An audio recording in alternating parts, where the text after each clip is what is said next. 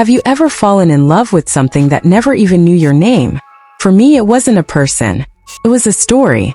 A story so gripping, so beautifully built, that for a few hours every week, nothing else mattered. No calls, no texts, just me and the screen. But the thing about love, it makes betrayal hurt more than hate ever could. It started one random Thursday night. I wasn't even looking for anything, just scrolling through the endless abyss of shows, bored, tired, numb. And then, I clicked. The first episode didn't just hook me. It wrapped itself around my brain. The writing was sharp. The characters, deep, messy, human. It didn't hold your hand. It demanded you think. Dan, Harold, Emily, these weren't just names. They were people I started carrying in my head. Their pain became mine. Their choices made me question mine. It wasn't just a show. It was an experience. I started planning my days around the episodes. I skipped parties, ignored messages, even lied to my boss once just to watch an episode the moment it dropped. I didn't care, because for 45 minutes a week I was inside that world. And it was realer than mine. And when the season ended, I cried. Not because it was sad, but because I knew I had to wait. That's how deep it had gotten. And at first I convinced myself it was still brilliant. That I was just overanalyzing. That maybe I was expecting too much. But then Emily happened. This fierce, morally complex, passionate woman came back with dead eyes and a monotone voice. Suddenly she was religious, calm, forgiving. She spent 3 weeks with the villain and now he's her family. What the hell happened? Dan, the sharp, composed strategist, started acting like a tired uncle in a bad indie film. Letting Emily go? Barely reacting to loss? Saying wise things without meaning? I tried to ignore it, but the cracks were showing, and they were spreading. Then came Zoe. Who? Exactly. She appeared like a side quest in the middle of a main mission. Dan drags her into the story like he's bored and needs company. Nothing she did made sense. Nothing she said added value. But the writers forced her in like they owed someone a favor. The dogs. The hitman. The cave. Everything was falling apart. Morgan Boat, this towering figure, this mastermind, gets killed like he's in a student film? Standing alone looking at a phone and bam. I felt something break inside me that day. It wasn't just a character that died. It was trust. I realized something horrifying. They didn't care. The creators. The writers. Whoever sat in those rooms where magic once lived.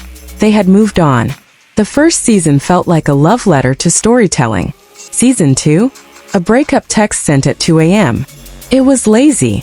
Convenient. Full of monologues disguised as meaning. Every character talked in riddles. Every scene stretched like taffy until nothing was left. They thought we wouldn't notice. That we'd stay loyal no matter what. But I noticed. Every single detail. By the mid-season mark, I was watching more out of obligation than joy. Not because I still believed, but because I needed closure. I needed to understand why they'd kill something so beautiful. And then one line destroyed everything for me. No emotion. No weight. Just another line in another dead scene. Emily had lost everything. And she said it like she was reporting the weather. That's when I knew the soul was gone. It wasn't coming back. That night I sat in silence. Not sadness. Not anger. Just numbness. They took my devotion and spat on it. They mocked my belief in their craft. And they thought I'd just move on? No. I wouldn't move on. If they could destroy something I loved, then maybe it was time I destroyed what they loved. They ruined the story. So I wrote a new one. Quick montage of scenes from the show, disjointed character moments, awkward dialogues, failed plot twists, intercut with black screen and the sound of a slow ticking clock. Betrayal doesn't happen all at once. It creeps in.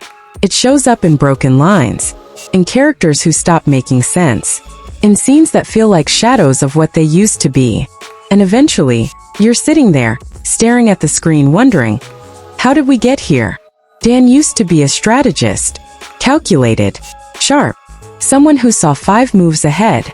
Now, he reacts like a tired dad on a road trip. No urgency, no emotion, just stiff shoulders and hollow eyes. Emily was once a storm. Now she talks like she joined a cult. He is dead, Dad. My father. My people. My purpose. Your people. 3 weeks ago you were planning to kill this man. But the writers needed a redemption arc. So they threw logic out the window and hoped we'd call it growth. Zoe. The character who existed only because the script needed someone to ask dumb questions and be a walking flashlight. Dan meets her and instead of telling her to stay away, which any real spy would do, he goes, "Hey, I need to tell you a story. Get in." What? You're dragging a random woman through an international conspiracy because you're lonely. She doesn't fit. She never fit.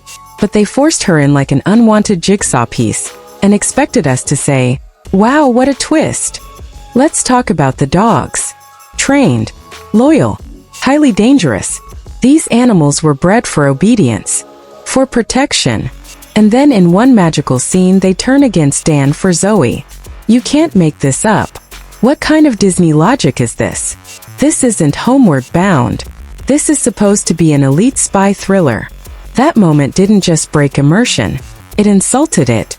Morgan Boat was introduced as a myth, a ghost, the man pulling strings from the shadows. So how does he die? Does he go down in a blaze of intelligence war and betrayal? No. He dies standing in the middle of his living room, staring at his phone, like he's waiting for pizza. The hitmen enter with the grace of mall security guards. Bang. Dead. And Dan walks in 2 seconds later. Right on cue. It was so laughably lazy. I actually paused the episode to make sure it wasn't a dream sequence. And just when I thought it couldn't get worse, they send Hamzad, the so-called mysterious mastermind, to wander into a cave with a pistol. No army. No cameras. Just this feared figure walking around like it's a budget safari. You've built this man up for 2 seasons, and now he's reduced to wandering into a cave to have a gun standoff with Dan? That's not writing. That's giving up. And then came the ultimate soap opera twist. Everyone is connected. Everyone is related. Emily suddenly has a new father. Harold apparently raised half the cast. Dan somehow tangled in it all. You know what happens when everything is connected? Nothing matters. Because the shock doesn't come from truth. It comes from laziness. You didn't write a web. You drew a circle and hoped no one looked too closely. But the worst crime, the one I couldn't forgive, was what they did to emotion. Every character spoke in allegories, like they were in a therapy retreat in the woods. No one just talks. No one feels anymore. They just monologue. Pain is like a river, flowing through the mountains of guilt, shaping the stone of identity. Shut. Give me raw. Give me messy. Give me silence that hurts. Don't give me a poetry reading with a soundtrack. I reached a point where I couldn't take it anymore. I wasn't just disappointed. I was angry, betrayed, mocked. This wasn't just a show gone bad. It was a masterpiece that had been butchered. They took my loyalty and spat on it, and they expected me to smile and keep watching. So I paused the episode, took a deep breath, and decided, if they could kill the story I loved, I could kill the illusion they built. I didn't scream into the void. I documented it. I wrote it all down, not like a fan, like an analyst. Every plot hole, every lazy scene, every emotional disconnect. I turned passion into evidence. And then I shared it, one post at a time. A thread here, a video there, a comment that hit just the right nerve. And people listened. At first it was just a few reactions. A few people who said, yes, I felt this too. But then it spread. Reddit, Twitter, YouTube. It started as a whisper and grew into a roar. The creators were silent. The fans were loud. The empire was cracking. And I hadn't even begun yet. I sat there numb. Episode 16 had just ended.